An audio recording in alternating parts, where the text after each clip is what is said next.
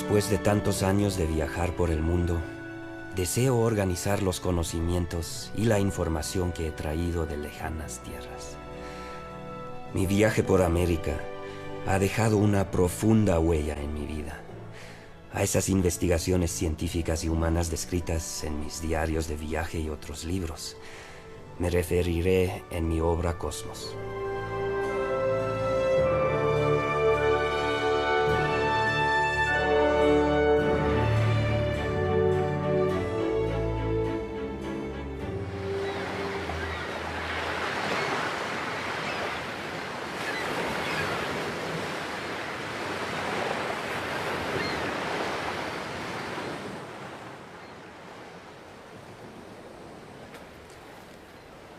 Para entender el cosmos, debe mirarse desde diferentes horizontes y estar atentos a las más variadas voces de la naturaleza.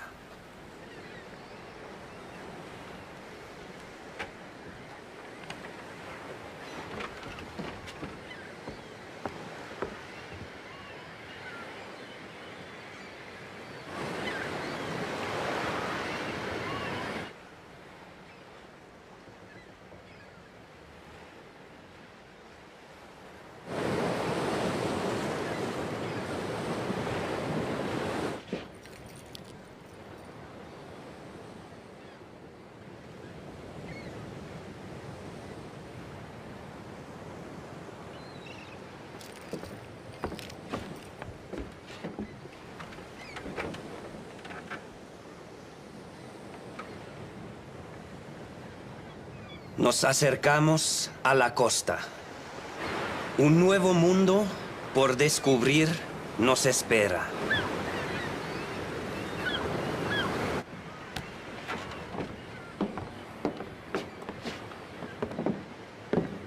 Endlich, Neuspanien en Sicht. Oui, Alexandre. Nous sommes arrivés à la Nouvelle-Espagne.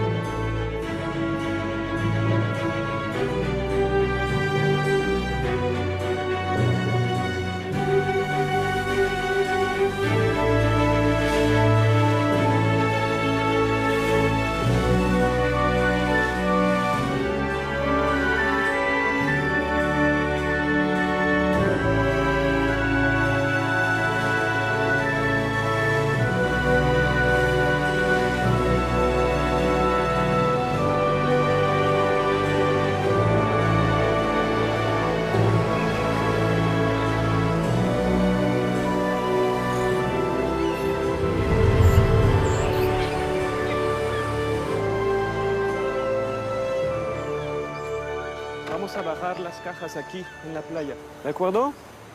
Gracias.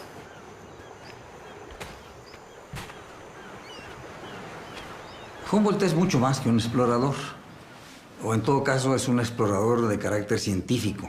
Lo que le interesa no solamente es la recopilación de datos o de aspectos fundamentales de una determinada zona, sino hacer comparaciones en nivel, incluso podríamos decirlo así, planetario. Arriba la vamos a poner arriba. Aquí más arriba. Ya había habido naturalistas antes que él. Iban en casi todos los viajes, en todos los barcos que iban de exploración geográfica, tanto holandeses como franceses, como especialmente británicos. En eso no hacen nada muy nuevo, ¿no? Pero va muchísimo más allá de lo que hacían estos naturalistas, porque empieza a comparar áreas, empieza a comparar grupos de organismos, empieza a tener una relación de las distribuciones de climas, del papel que la atmósfera, los continentes, el mar juegan. Yo creo que en eso realmente Humboldt ha sido un gran pionero.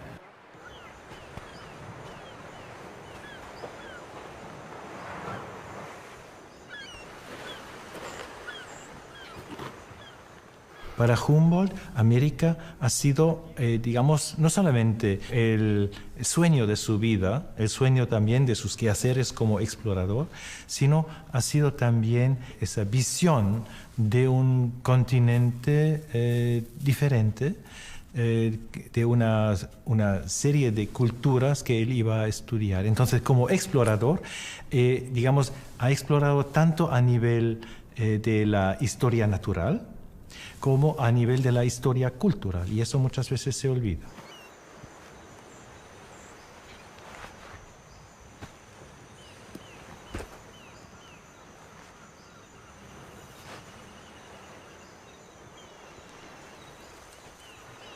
¿Por qué pudo visitar la América Española? Él no tenía previsto el viaje. Lo que quería era viajar a Egipto, o en todo caso realizar un viaje alrededor del mundo. Esos dos propósitos se frustraron. Primero, el de Egipto porque estaba la campaña de Napoleón y no pudo embarcarse.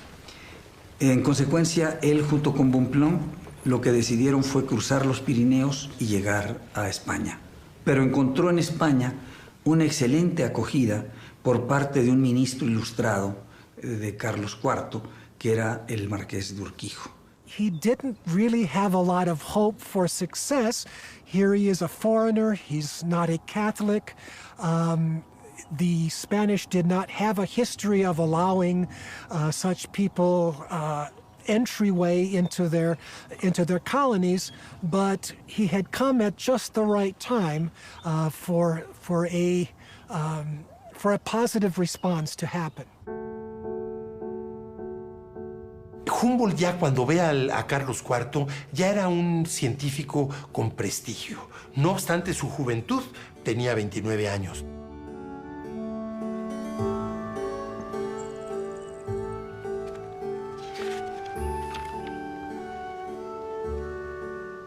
Su Majestad Rey Carlos IV de España. Señor.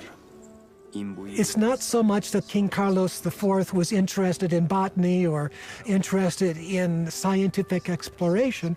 What he was interested in was the fact that Humboldt may have some ideas on how to help the mining industry in the colonies. And that possibility was really what made Humboldt's proposition so interesting. That and the fact, of course, that Humboldt was going to underwrite his entire trip. It didn't cost the Spanish crown a single peseta. Todo el viaje lo pagó de su propio peculio. De manera que costear un viaje en aquellas condiciones, en aquella época, era una verdadera fortuna. Pero además, costearlo acompañándose de tanto instrumental científico era una verdadera hazaña. De manera, pues, que Carlos IV le dio amplios pasaportes para él y para Bonpland, considerando algo que es verdaderamente notable, que el rey de España, rey católico, le da pasaportes amplísimos a un protestante, que era Humboldt, y a un republicano, que era Bonpland el francés. Pero tan amplios esos pasaportes que les ordenaba a los virreyes de los lugares a donde fueron la apertura sin límites de archivos, acceso a todas las colecciones que hubiera vinculadas a la investigación de Humboldt. Realmente fue algo inusitado.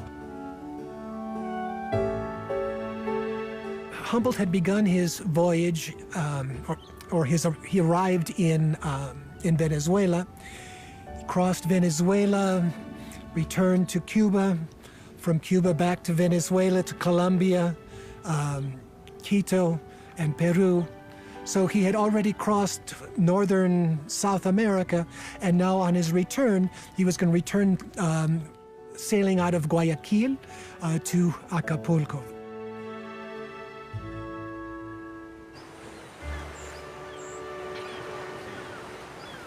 Con mucho cuidado. Muchas gracias. Amarremos los botes, ¿no? Para que no se vaya con el agua. Humboldt llega a México por el puerto de Acapulco acompañado de dos personas. Su colega científico francés Aimé Bonpland y acompañado también de un joven ecuatoriano de la aristocracia quiteña que se llamó Carlos de Montúfar, que era amigo íntimo de Alexander. 22 de marzo de 1803. El puerto de Acapulco es una de las bahías más bellas del mundo. Sus rocas están talladas con pico y parece un canal trazado por la naturaleza. La catástrofe que habrá formado este puerto dejó algunos fragmentos del continente. Piedras que parecen ruinas de antiguas construcciones, ese corte característico del granito.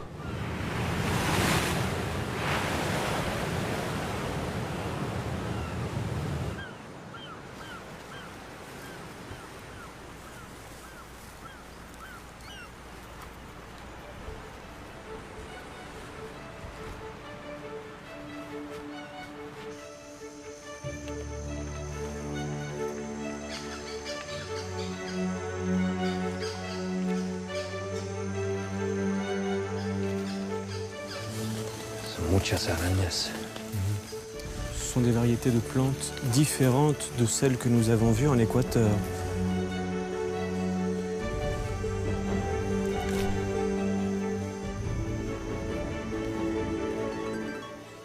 Lo primero que hace Humboldt al llegar a cualquier lugar es empezar a escarbar.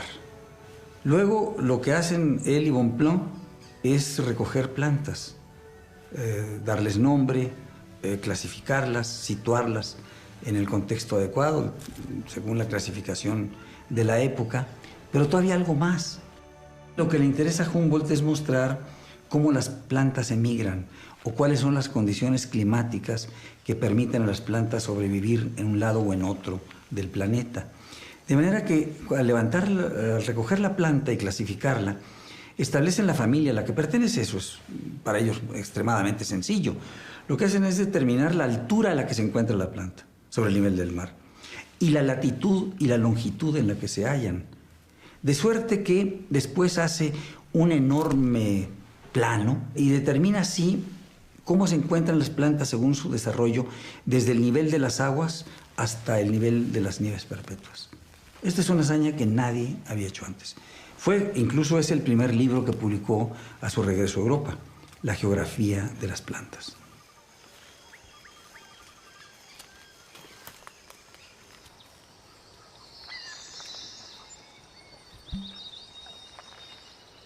Pese al calor, el camino es muy agradable, riqueza de cualquier clima caliente.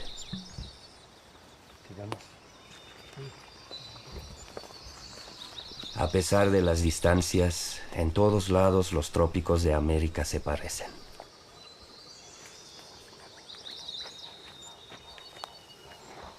Humboldt era un hombre que no perdía el tiempo. Se supone que habrá dormido, si mucho, 4 o 5 horas al día.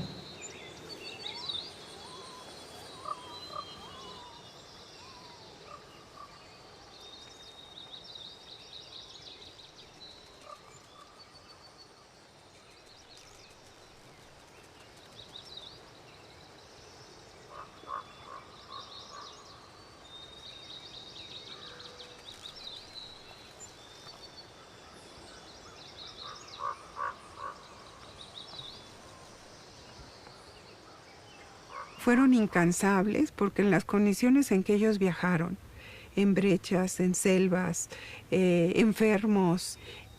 Un aspecto interesante de Bonpland es que él padecía ya de fiebres intermitentes, es decir, que él había contraído malaria en Venezuela y entonces él estaba buscando plantas que lo ayudaran en ese sentido.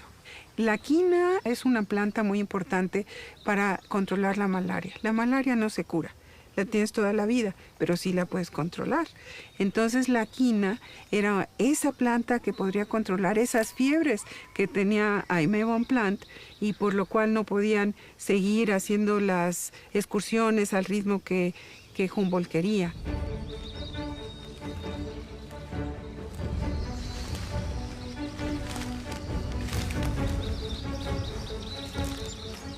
muchas de estas plantas tenían un valor extraordinario porque eran tintes, eran medicinas, eran alimentos, eran plantas novedosas que daban sabores diferentes, que le daban variación a la comida y sobre todo muchas de ellas se usaban para conservar la comida.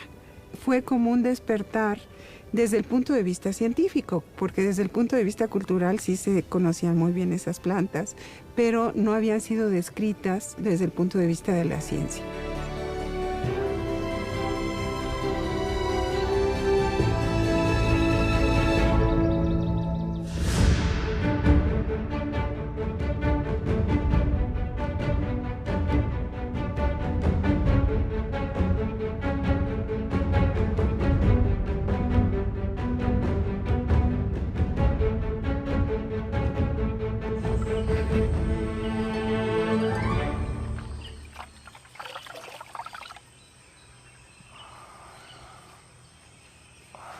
Viajamos todos los días de 2 a 3 jornadas, como se dice aquí, cada una de 2 horas de camino, subiendo de las 5 de la mañana a las 9, 9:30 horas, y en la tarde de las 4 a las 7. Pasamos los grandes calores del mediodía en una venta, protegidos de los rayos del sol.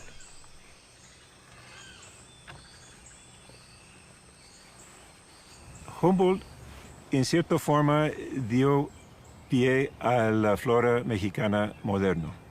Los trabajos anteriores, aunque son muy importantes, faltaba una base científica. ¿Qué quiere decir Una base científica implica que uno tiene que hacer observaciones, tiene que comprobar hipótesis y necesita material que nosotros documentamos con muestras o especímenes que uno puede regresar y repetir el estudio 10 años después, 100 años después, en el caso de Humboldt, 200 años después.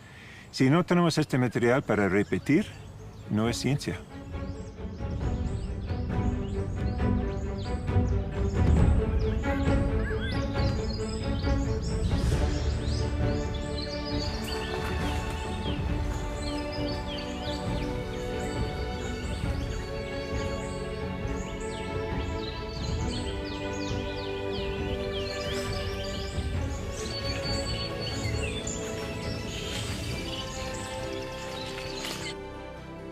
Humboldt en sus trabajos acumuló más de 900 especies en México. Entonces, pues, para cualquier botánica hasta hoy en día, para colectar tantos números en menos de un año, es todo un reto.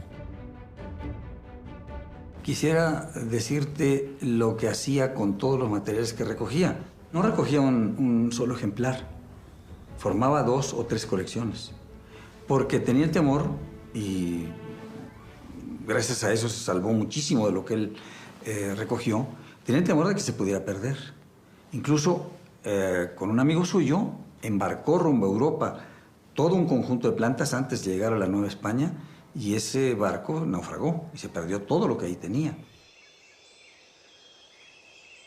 Obviamente fue un equipo, Humboldt y Bonpland, trabajando en el campo.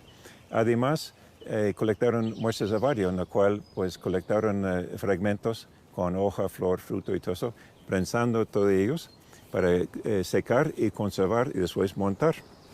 Y este material está guardado en un lugar que se llama herbario.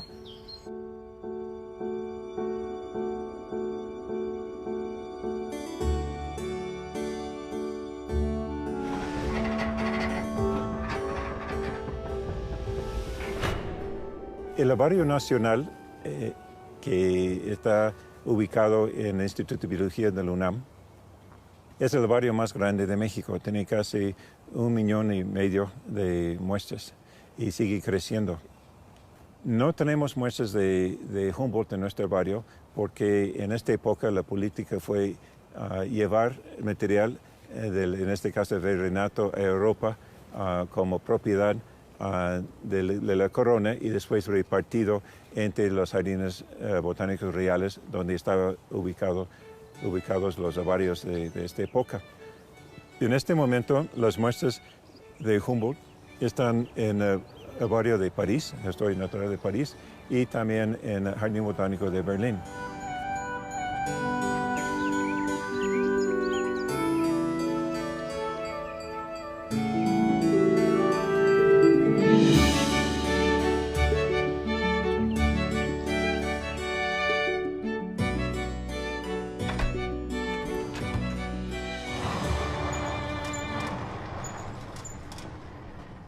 Wir sind hier im Willdenow-Herbarium des Botanischen Museums in Berlin. Und das ist eine bedeutende Herbarsammlung. In diesem Herbarium von Karl Ludwig Willdenow sind auch sehr viele Belege, also über 3000 Belege von Alexander von Humboldt. Und ich habe jetzt gerade einen Faszikel geöffnet. Und hier bei den Lauraceen habe ich jetzt einen Beleg, der von Bonpland und Humboldt gesammelt wurde.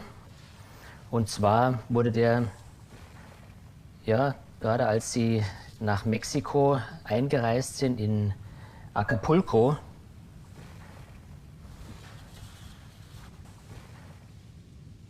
La mayoría de las colectas fueron plantas que Humboldt, Bonpland y Kunth han descrito primera vez para la ciencia y claramente todos los botánicos y científicos actuales que están trabajando en entender un género, una familia, tienen que consultar estos especímenes y en este sentido es un recurso de importancia fundamental para la ciencia actual.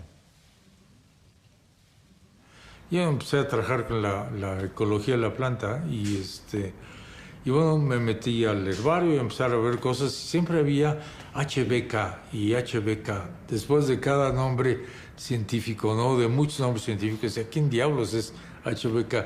Bueno, luego me enteré que no era uno, eran 3 personas y la H era Humboldt y la B era Bonpland y la K era Kunth. Y yo decía, bueno, qué cantidad de especies descubrieron y describieron, ¿no? Estas gentes. Humboldt es casi como un fundador de la botánica integrativa, que significa no solamente es describir planta, pero entender las plantas en su medio ambiente. Y eso es fundamental. Y básicamente lo que podemos hacer o decir es, Humboldt fue el fundador de la geografía de plantas o la ciencia que tiene el objetivo de entender realmente los patrones de biodiversidad.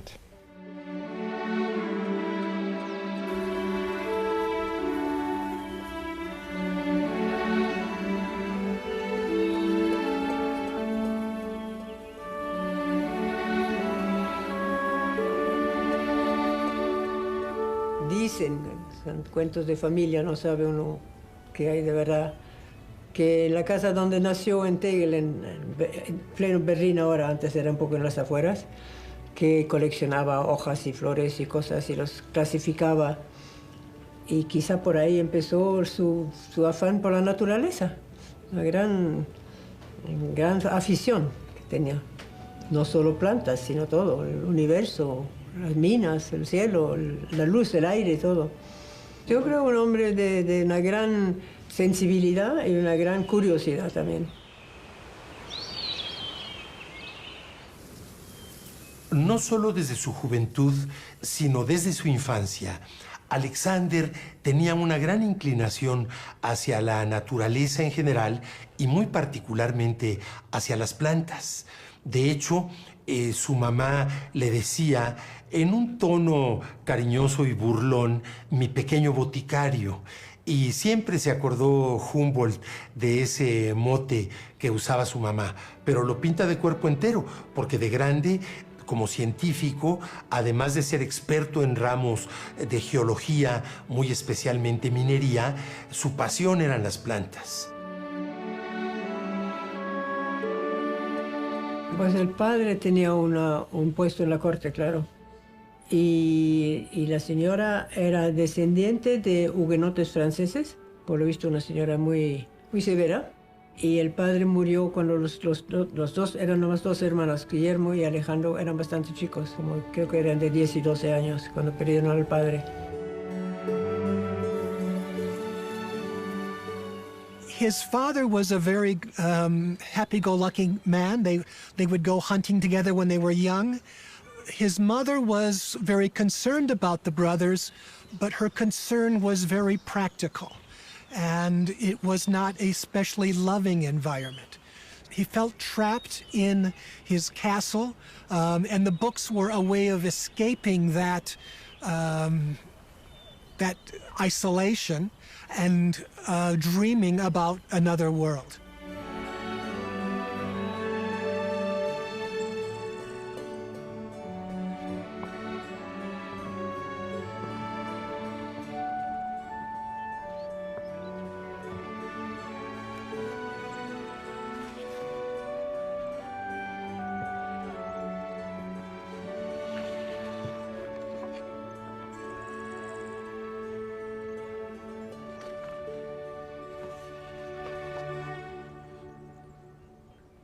Él y su hermano reciben una instrucción privada de primer nivel, gracias a que su familia es una familia de enormes recursos.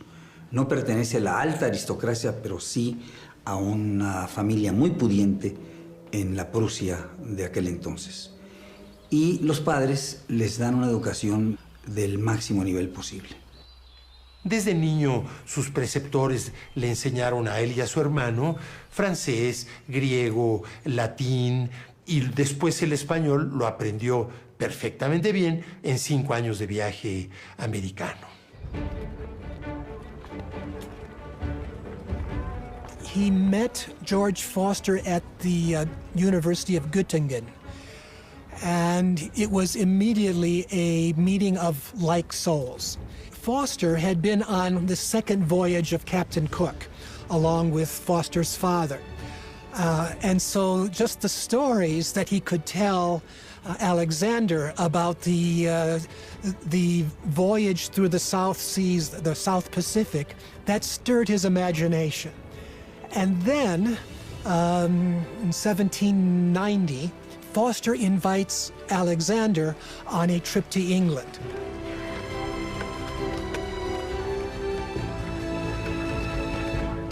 Pasó a Inglaterra, que le impresionó mucho. Le encantó el mar y le encantó Inglaterra. Y vio un cuadro, y eso lo describe al inicio de su última obra del Cosmos, vio un cuadro donde se veía toda exuberancia tropical. Y eso le encantó. Y digo, estoy hablando de un joven de 19 años. Entonces, ese joven, que además luego pasó a París en plena revolución, se convirtió en un joven liberal, interesado en descubrir el mundo, en conocer el mundo. One of the very important influences as they came through Paris in 1790, the 14 de Juillet, the first anniversary of the revolution, had a lasting impact on Alexander and on Foster as well. Throughout his life, Alexander was a confirmed Republican as a result of that experience with the liberating feeling of that time in Paris. El París que él conoció a los 20 años, revolucionario, después también siguió siendo realmente la ciudad en donde más a gusto se sintió y donde era la verdadera meca de la ciencia, era París.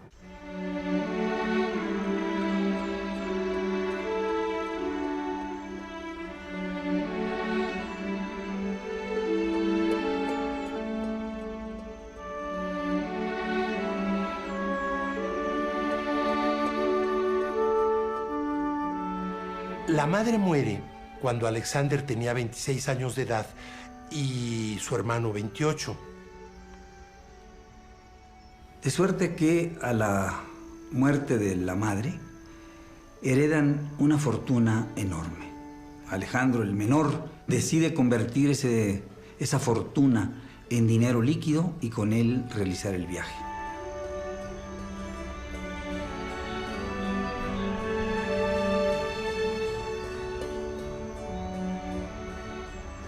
De sud au nord, de Acapulco au Mexico. En passant par Chilpancingo. Oui.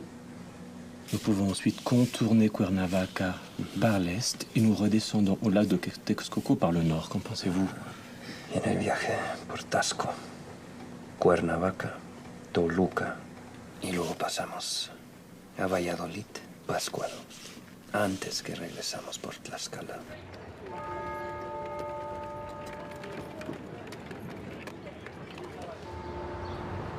Él pasa un mes entre Acapulco y la Ciudad de México, supongo que primero explorando las minas, porque era una de las solicitudes que le habían hecho, que él diera sus comentarios cómo mejorar la minería en México, y en Tasco había unas minas muy importantes de plata. La Nueva España se había convertido en la segunda mitad del siglo XVIII, en la época que llega Humboldt, en el primer productor de plata del planeta. O sea, en ese sentido, las minas eran sumamente productivas y cuando llega en general a la Nueva España, visita estas empresas, pero sobre todo las grandes, importantes minas en Pachuca y Real del Monte, y después visita Guanajuato, que había sido realmente donde había habido unas bonanzas espectaculares.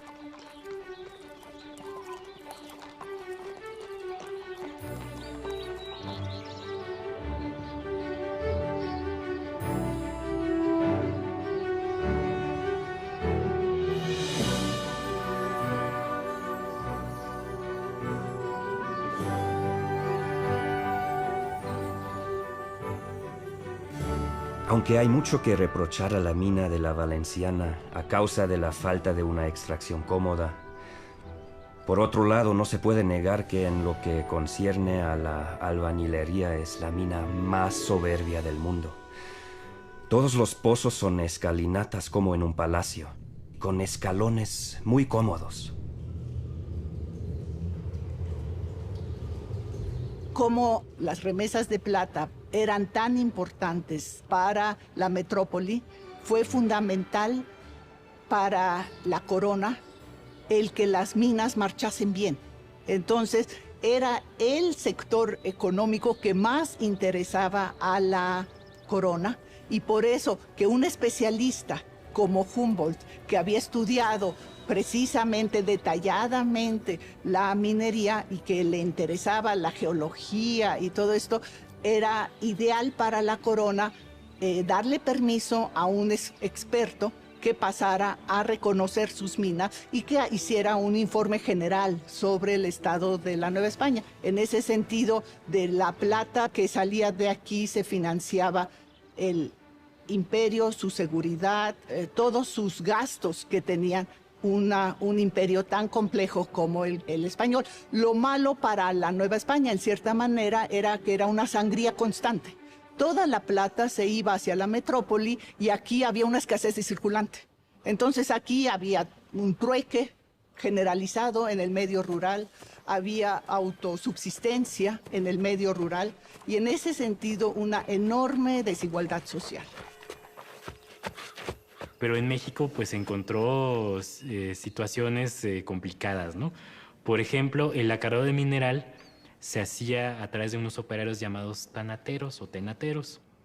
Ellos pues eran personas que iban prácticamente desnudas, solamente con un calzón, sus guaraches, y cargaban en su cabeza un cesto que estaba tomado por lo que se llama el tanate, justamente de ahí su nombre, y subían a la superficie cargando entre 50 y 60 kilos a sus espaldas en lo que se llaman escaleras de muescas. Esas escaleras de muescas son unos troncos a los que se les cortan los escalones con hachazos. Entonces, tenemos unos escalones de 5 o 10 centímetros, que era donde estos operarios tenían que meter su pie para poder ir subiendo.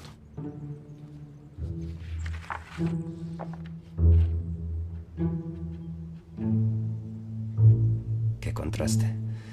Se habla todos los días de la energía de la raza blanca y de la flaqueza de los indios. Estos últimos hacen 8 a 10 viajes con carga. Y nosotros, pese a que vamos sin carga y estamos bien alimentados, nosotros subimos a rastras.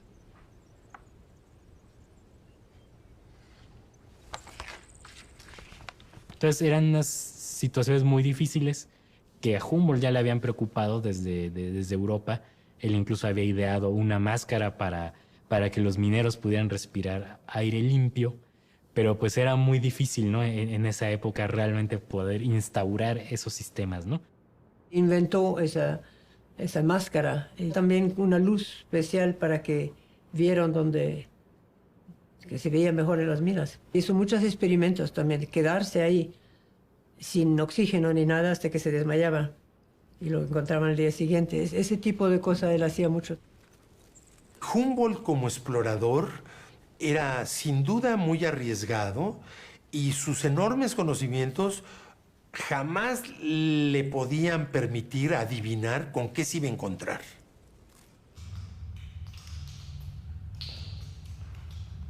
En una de mis visitas a la mina de la Valenciana en Guanajuato, sufrí de una caída hacia atrás muy peligrosa, por lo que padecí fuertes dolores durante 15 días, debido a la contusión del hueso coxígeo. Sin embargo, a pesar de las desgracias que pueden ocurrir en las entrañas de las minas, el espectáculo de ese mundo subterráneo es fascinante.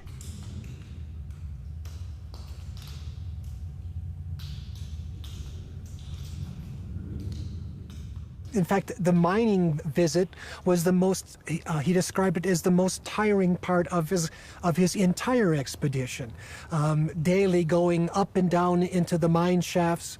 The energy that he was able to sustain over such a long period of time, to me, is absolutely incredible.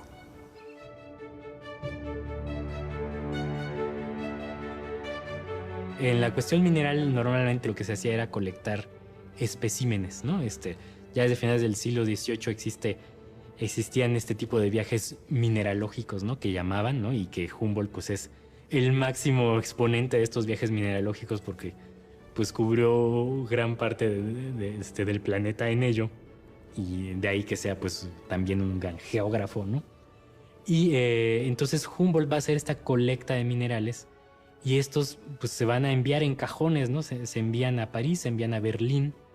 Y efectivamente, todavía en los gabinetes de historia natural en Francia y en Alemania, se encuentran minerales colectados por Humboldt con las etiquetas que él hizo de su puño y letra, ¿no? Entonces Humboldt consiguió muestras que hoy día ya es imposible de encontrar.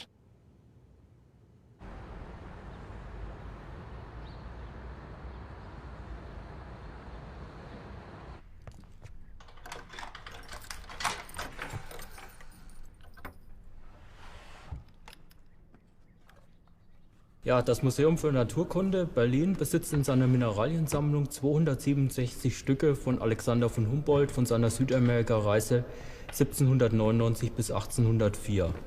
Hier auf dem Tisch ist eine kleine Auswahl seiner Proben, die er in Mexiko gesammelt hat, zu sehen. Insgesamt sind dies 162 Stück. Besonders bemerkenswert hier ist zum Beispiel dieser Chalcedon, der noch ein sehr schönes Originaletikett von Alexander von Humboldt besitzt. Das ist in französischer Sprache geschrieben, gibt Informationen über den Fundort, als auch über den Luftdruck, den er am Fundort gemessen hat. Und dies ist eine wichtige Information für die Höhe. Dieses Stück von Guanajuato ist aus einem Erzgang. Und zwar, das Stück besteht im Wesentlichen aus Quarzkristallen. Dieser Quarz pseudomorphisiert allerdings Baryt. Man sieht das noch an den schönen glatten Flächen, die ursprünglich den Baryt nachzeichnen und die dann später in den Hohlräumen durch Quarz ausgefüllt worden sind. Der Baryt ist heute vollkommen weggelöst worden. Deshalb bezeichnen wir das als Pseudomorphose.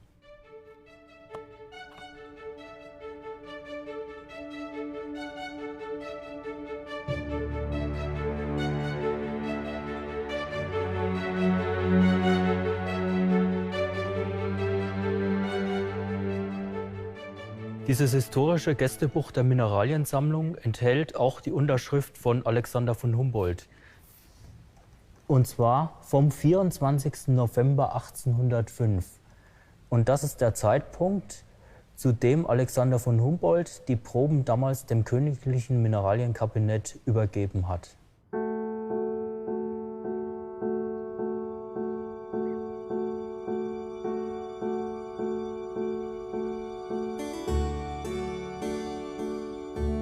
La exploración geológica minera, ¿no?, realizada por Humboldt, ¿no?, él no la inventó, pero sí verdaderamente lo que él hizo en México, ¿no?, abrió muchos caminos. Y siguiendo a Humboldt, los primeros, ya podemos decir, geólogos mexicanos van a explorar México siguiendo el modelo de Humboldt. No podemos pensar en las ciencias de la tierra mexicana. Le faltaría un gran ingrediente si no hubiera estado aquí Humboldt.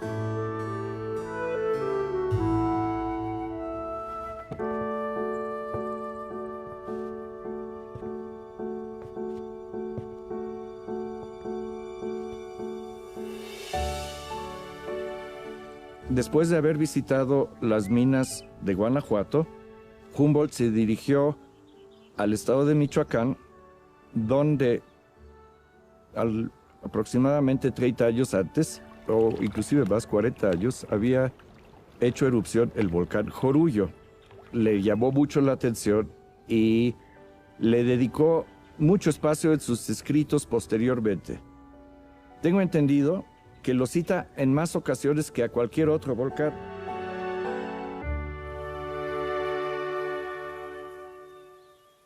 Ustedes se deben de imaginar que su Berlín, donde nació, no hay montañas, es bastante árido, aunque muy bonito por los ríos que pasan por Berlín, y llega a el Valle de México con sus volcanes nevados, que se sube al Jorullo como un volcán nuevo relativamente, muy reciente.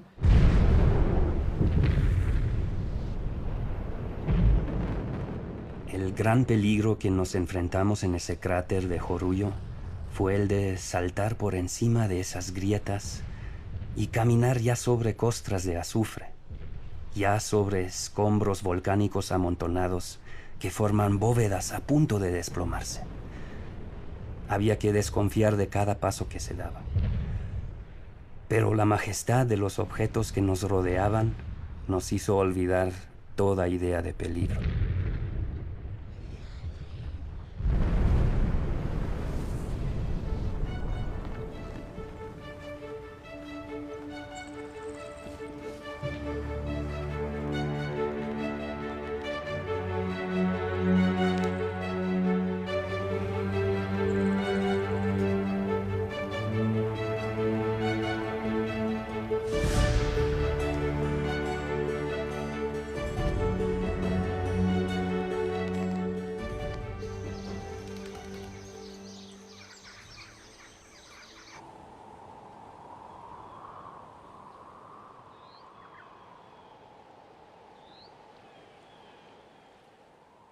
En cuanto a dibujos, pues sí hizo dibujos de las montañas, ¿no? O sea, finalmente en Sudamérica y aquí en México va a ser dibujo de los perfiles, ¿no?, de los volcanes y demás, pues que eran impresionantes para él.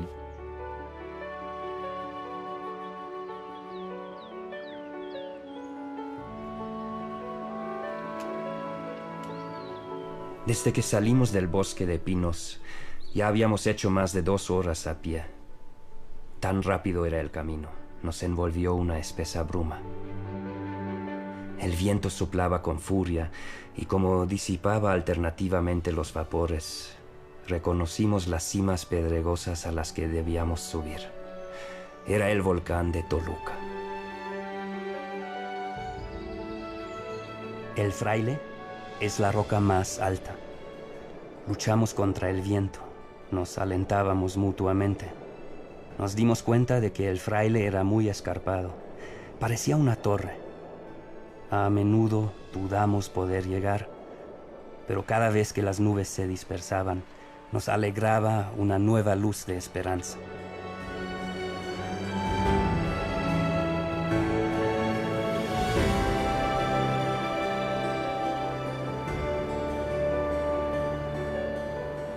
Otro de los aspectos más relevantes del trabajo de Humboldt es que, puesto que llevaba telescopio, sextante y barómetro, lo que hacía era levantar un perfil del recorrido que hacía.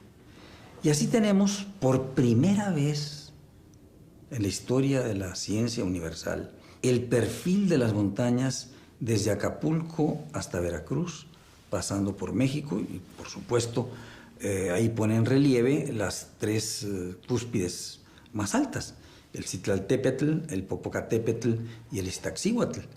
Él los dibujaba. Nunca antes se había hecho cosa semejante.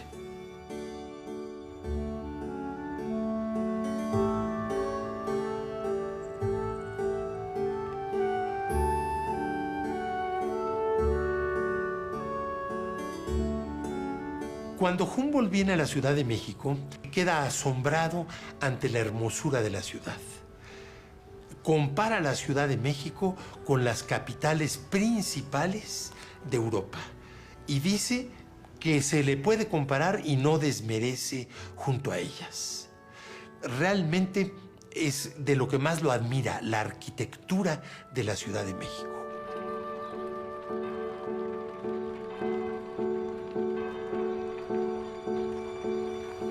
Tal vez no hay ciudad en toda Europa que en general sea más bella que México. Tiene la elegancia, la regularidad, la uniformidad de las bellas construcciones de Turín, Milán, de los bellos barrios de París, de Berlín. Por otra parte, el propio México. Las calles son más limpias que la mayoría de las ciudades de Europa. La vigilancia es buena y la limpieza contribuye mucho a la belleza de la ciudad. Yo la llamaría ciudad de palacios.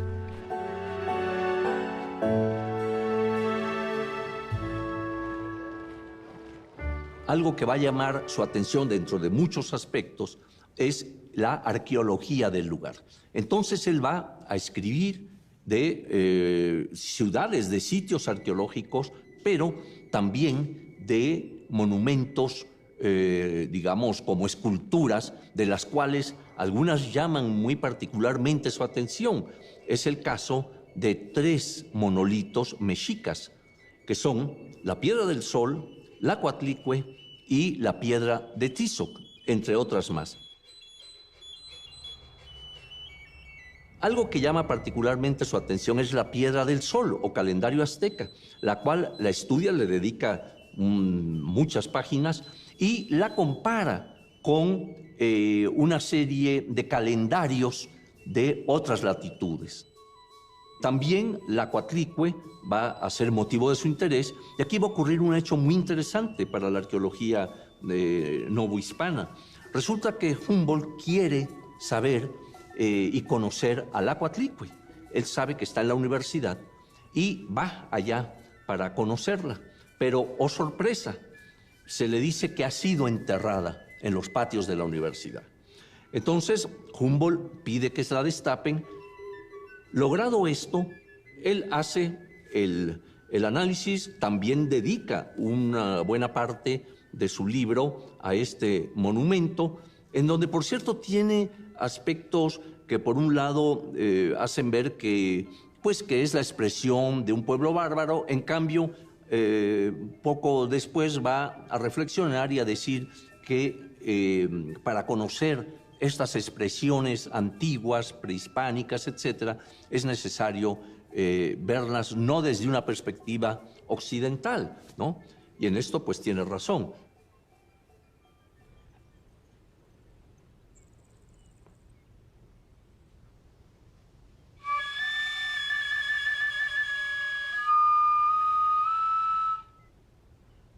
Entre los monumentos que parecen probar que, al arribo de los españoles, los pueblos de México habían alcanzado un alto grado de civilización, se puede conceder el primer rango a los calendarios, a las diferentes divisiones del tiempo adoptadas por los toltecas y los aztecas.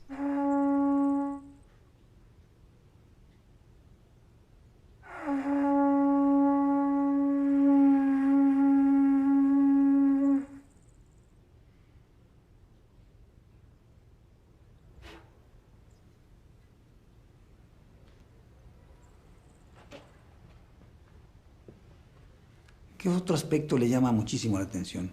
La desigualdad. Ve que hay familias de una opulencia enorme y al propio tiempo personas en la indigencia mayor.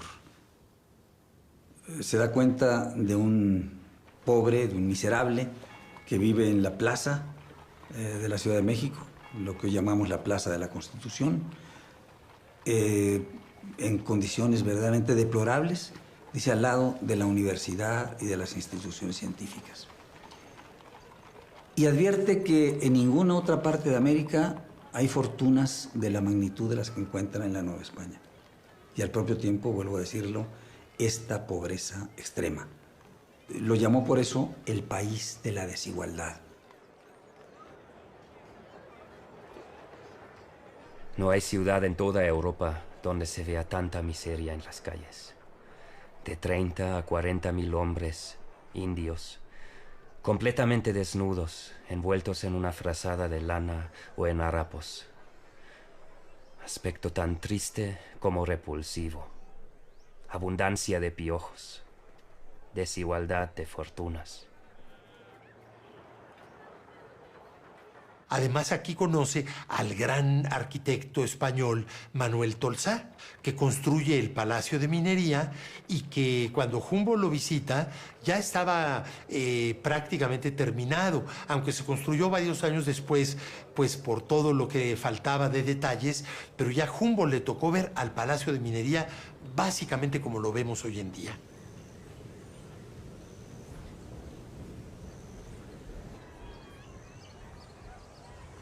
Y a Humboldt le toca también la inauguración del Caballito, que es la estatua precisamente de Carlos IV.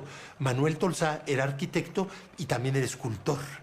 Por lo tanto, vemos estas obras formidables, como el propio Caballito, que se debe al cincel del propio Tolsá.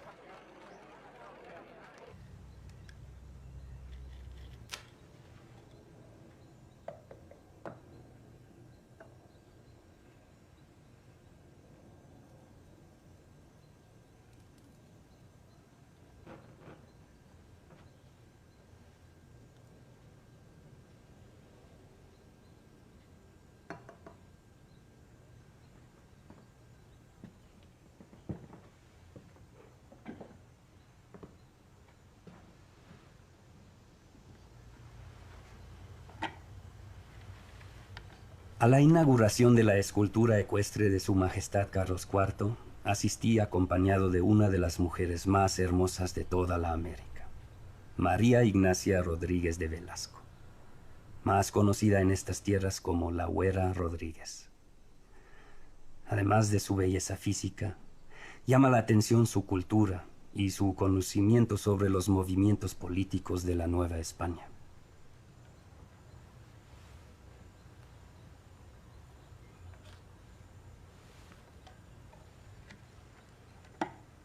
Hay algunas fuentes que hablan de amoríos entre Alexander von Humboldt y la Güera Rodríguez. No solamente no está documentado, ni no existe ninguna fuente que realmente se pueda comprobar, sino que no era la inclinación de Humboldt en ese sentido. Humboldt, a lo largo de su muy larga vida, nunca tuvo ni se le conoció ninguna novia, nunca se casó, nunca tuvo hijos. Era muy guapo, entonces a todas las jovencitas de la Ciudad de México estaban fascinadas de él y no dejaba de ir a las tertulias y todo. O sea, trabajaba siempre muchísimo desde muy temprano, pero no dejaba de ir de atender, digamos, lo que se esperaba de él en cuanto a sus obligaciones sociales. Durante toda su vida eso nunca lo dejó de hacer, entonces fue alguien que uno quiere mucho.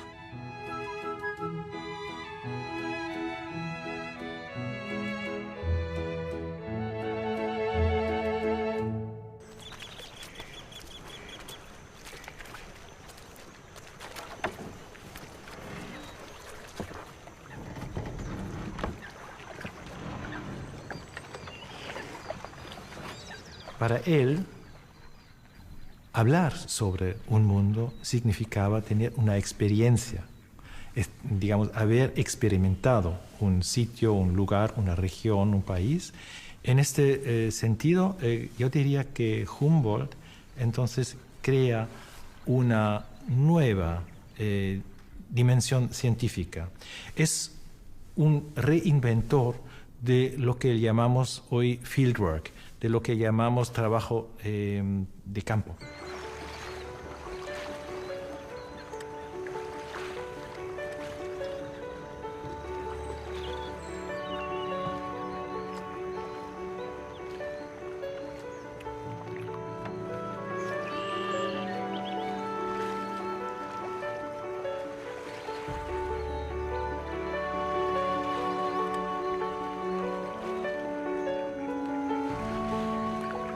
Los diarios tienen una belleza escalofriante. Quien se acerca a los diarios creo que está captado, digamos, por esa belleza. Además que se conservan muy bien los diarios, físicamente hablando. Es sind eben eigentlich kleine Hefte gewesen, die hatten vielleicht 100 Blatt und die hat er dann gesammelt und hat diese Hefte am Ende seines Lebens binden lassen in sehr kostbare schweinslederne Einbände. Und das ist interessant zu sehen, dass er das getan hat, weil er ganz sicher davon ausgegangen ist, dass die Nachwelt sich für diese Tagebücher interessieren wird. Und das macht eben auch diese Besonderheit dieser Tagebücher aus, dass da jemand Tagebuch geschrieben hat, nicht für sich, sondern für die wissenschaftliche Welt.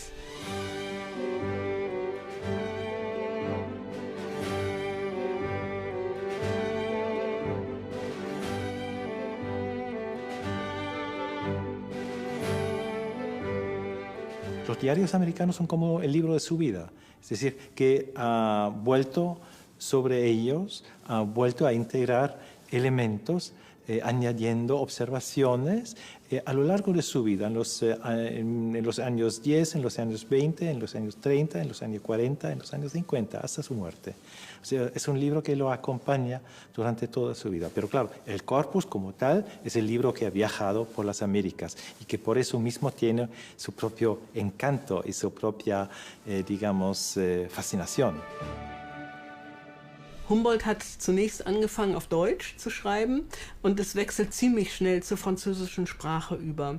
Das heißt, er sah auch die Fortsetzung seines wissenschaftlichen Werks in der französischen Sprachumgebung und er hat seine Reisewerke auf Französisch publiziert. Und so sind die Tagebücher zu einem ganz großen Teil auf Französisch geschrieben. Interessanterweise, es gibt ein paar Stellen, wo er dann plötzlich etwas Privates schreibt und da schreibt er dann Deutsch. Er hat Spanisch zitiert, er hat in diesen Tagebüchern sind auch Exzerpte. Und da sind durchaus auch Exzerpte aus spanischen Texten. Wir haben im Nachlass Humboldts auch spanische Briefe von ihm. Aber Spanisch ist, also er war einfach auch sprachbegabt. Also er konnte auch andere Sprachen eben, nicht?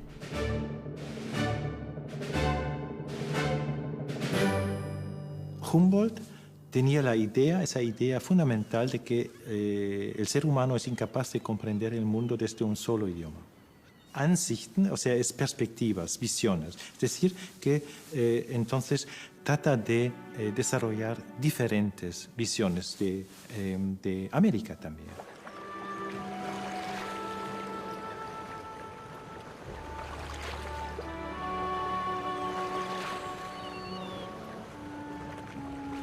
Todas estas observaciones son el resultado de lo que yo mismo vi en Nueva España del 23 de marzo de 1803 al 7 de marzo de 1804. Una de las épocas más fatigantes e intensas de mi vida.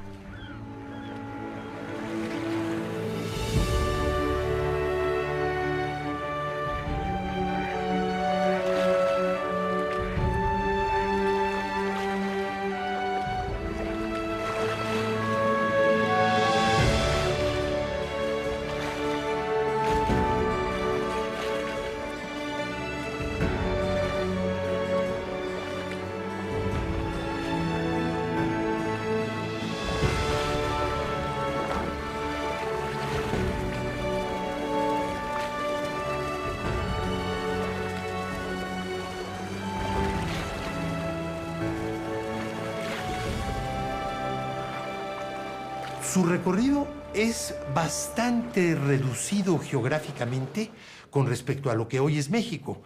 Llega por Acapulco y viene a la Ciudad de México. Estando aquí la mayor parte de ese año que vivió en la Nueva España, hace 2 viajes. Uno a la zona minera del estado de lo que hoy es el estado de Hidalgo, al norte de Pachuca, y otro viaje al Bajío. En el viaje del Bajío visita Querétaro, Guanajuato, Michoacán y regresa a la Ciudad de México por Toluca.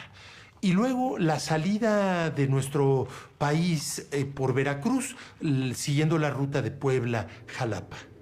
Eso es todo. Si leemos lo que escribe en su libro de Sonora, de Oaxaca, de Zacatecas, de Yucatán, parece que estuvo en todas partes. No es así.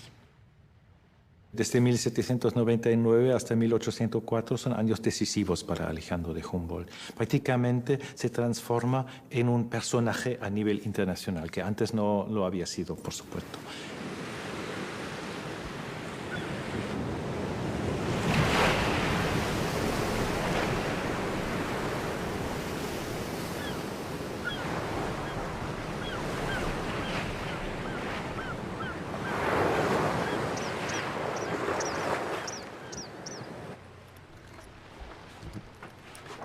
Seguimos directo al norte.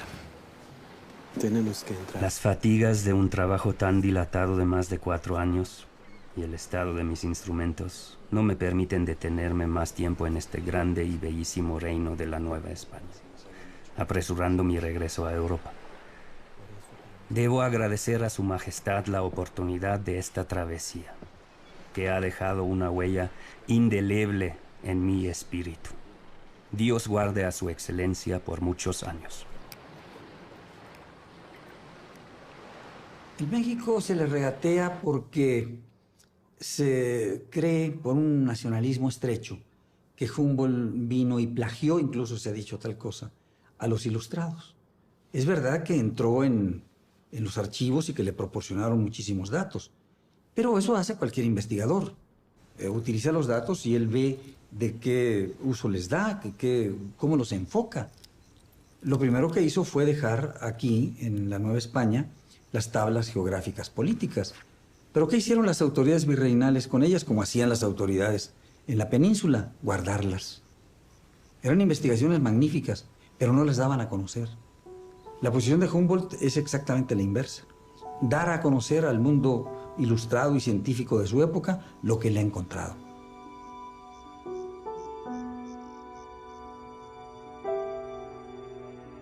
Durante mucho tiempo, Estados Unidos consideró que su frontera natural era el río Mississippi.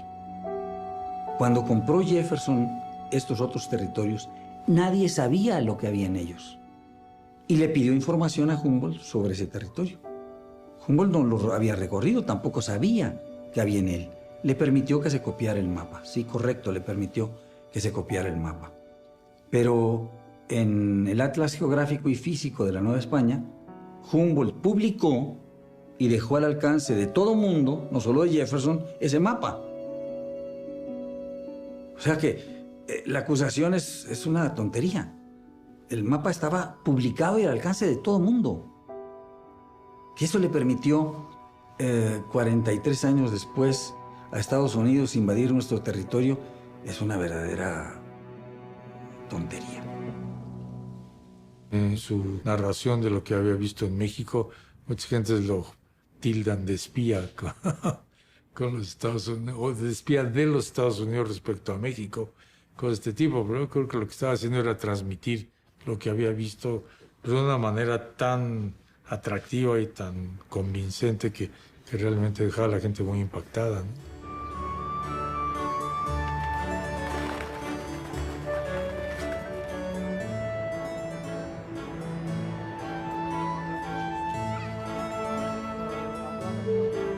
Él volvió a París, donde vivió 23 años, y escribió muchas de sus grandes obras en francés. Estuvo en contacto con todos los científicos allá, pero eso fue su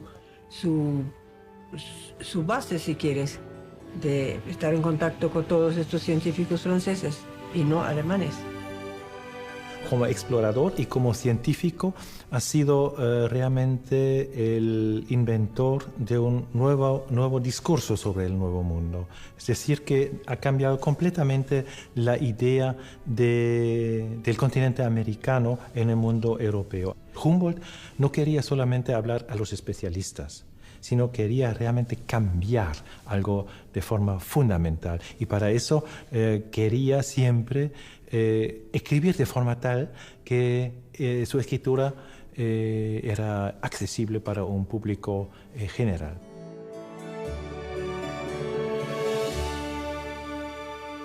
Y me percaté de que es una obra que en su presentación es casi única. Es decir, es una obra hecha con mucho amor y a donde el dinero no era asunto de discusión. Y eso se ve simplemente en las litografías que la acompañan. Él contrató a los mejores artistas de su época, sobre todo en París, para hacer las litografías. Hay muchas litografías de él de volcanes sudamericanos y mexicanos. Además, muchas litografías, obviamente, de especies de interés botánico.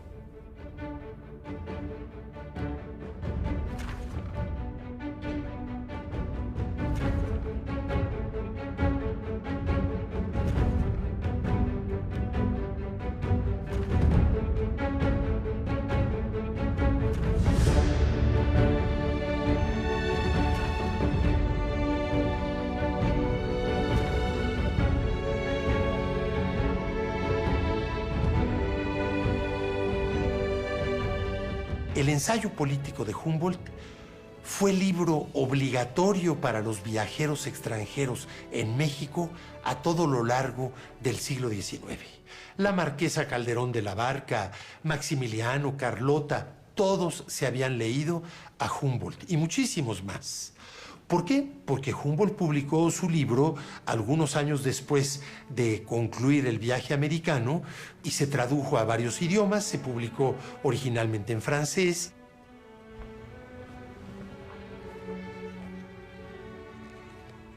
En el mundo físico, como en el moral, todo termina por entrar en el orden prescrito por la naturaleza.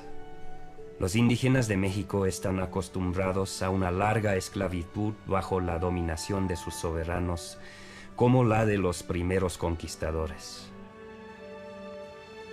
Pero se acerca la hora en que la gente apreciará la valía de un hombre, no por el rango que tenga, o por su cuna, o por la casualidad, ni por su poder o riqueza, sino solo por su virtud y sabiduría.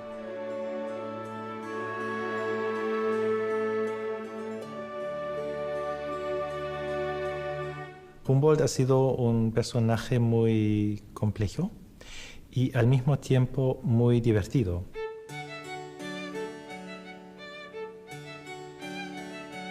Fascinaba a la gente y de vez en cuando hablaba mal también de la gente porque tenía ese don de, digamos, de ese chiste que tenía y muchas cosas que tenía en la punta de la lengua. Y entonces nadie salía de los salones en París ni en Berlín antes de Humboldt porque todos tenían miedo de que a lo mejor hablara un poco mal de ellos. Los testimonios que tenemos acerca de su persona son que era una gente muy agradable, que gozaba mucho de la vida, que sabía bailar, que le gustaba ir a fiestas. Tenía una salud de hierro, vivió 90 años. Vivió 90 años. Esto es verdaderamente asombroso.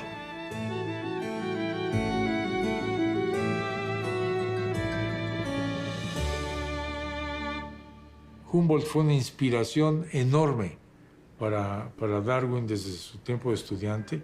Leer los viajes y leer los relatos de las travesías, simplemente le encendió la cabeza.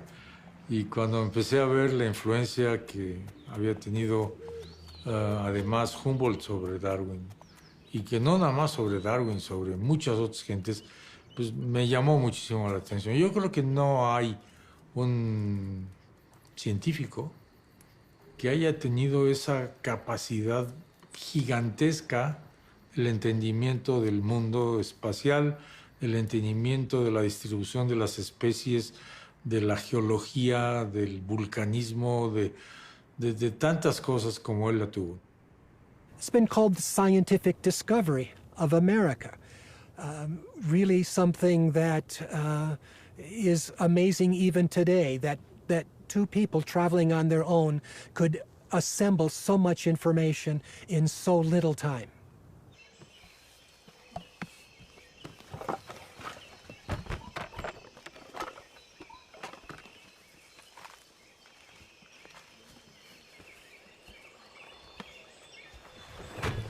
El baúl por aquí, por favor.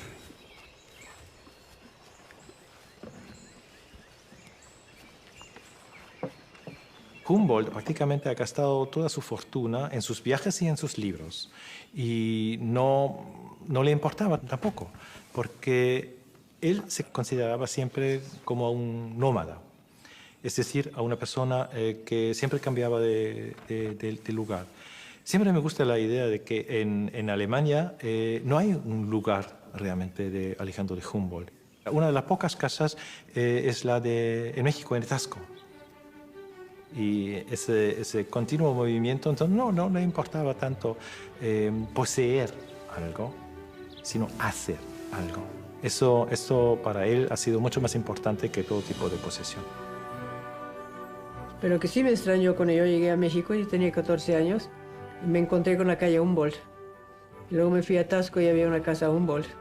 Y me fui a Guanajuato y había otra calle Humboldt. Eso para mí fue gran novedad.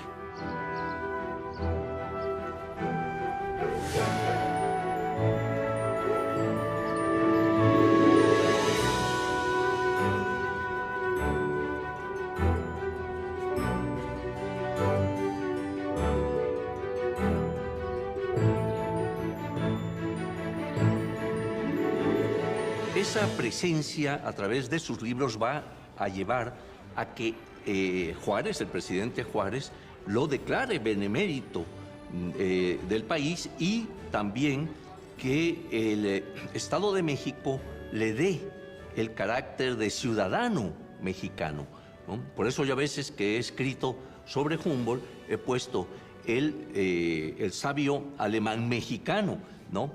Por ese carácter que adquirió a través de este nombramiento. ¿Cuántas especies tenemos?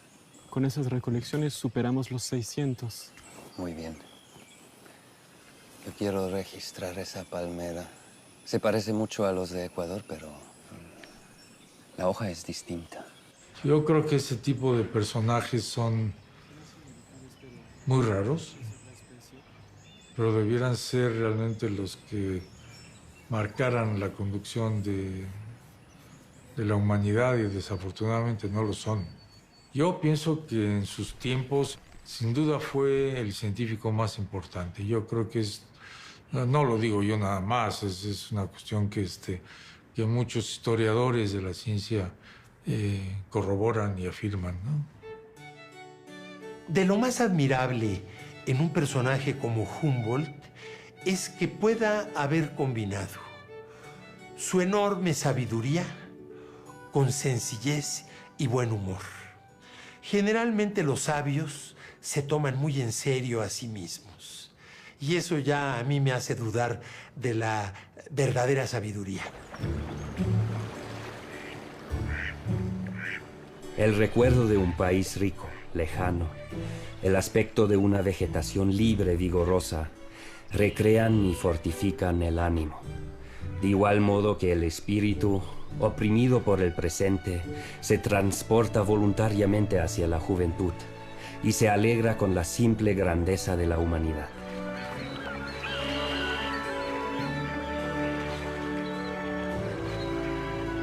México tiene una posición muy especial en la ciencia, pero también en el corazón de Alejandro de Humboldt.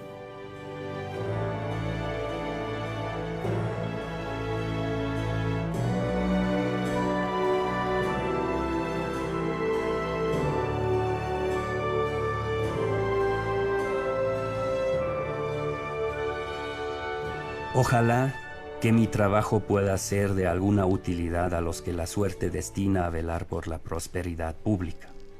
Ojalá, sobre todo, que llegase a persuadirles de una verdad importante: que el bienestar de los blancos está íntimamente enlazado con el de la raza bronceada, y que no puede existir felicidad duradera en ambas Américas, sino en cuanto esta raza, humillada pero no envilecida en medio de su larga opresión, llegue a participar de todos los beneficios que son consiguientes a los progresos de la civilización y de las mejoras del orden social.